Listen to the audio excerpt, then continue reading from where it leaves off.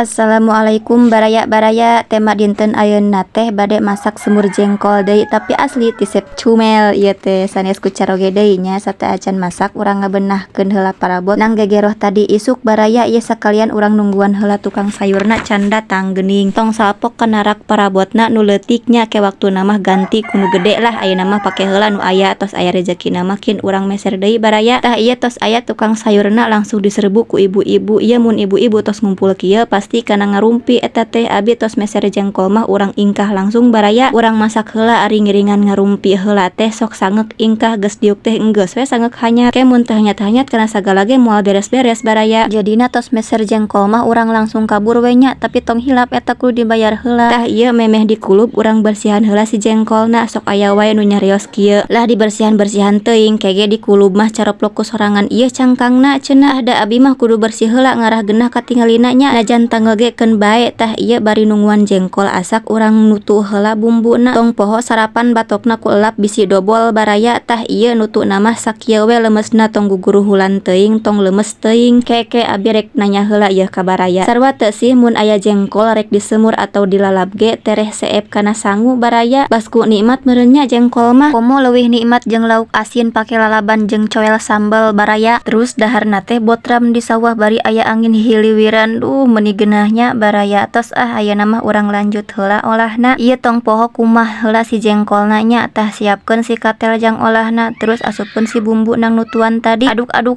asupkeun si daun salamna ngarah seungit we jeung diresep we olah semur jengkol pake daun salam teh tapi setiap jalma teh buda beda selera nya aya nu resep aya nu henteu tah ieu lanjut asupkeun si jengkol nang ngageprek tadi baraya alah ieu si beuteung geus guguruwukan baraya ngamuan si jengkol meureun nya hayu ayeuna mah urang satset olahna kaburu lapar manten baraya eta kade deui bisi poho teu diasinan ke moal ngeunah meureun sok ayeuna mah aduk terus baraya tika asak lah nya tah ieu tos asak urang wadahan heula terus mamam jeung sangu haneut mantap lah tah tingali baraya semur jengkolna kabita teu.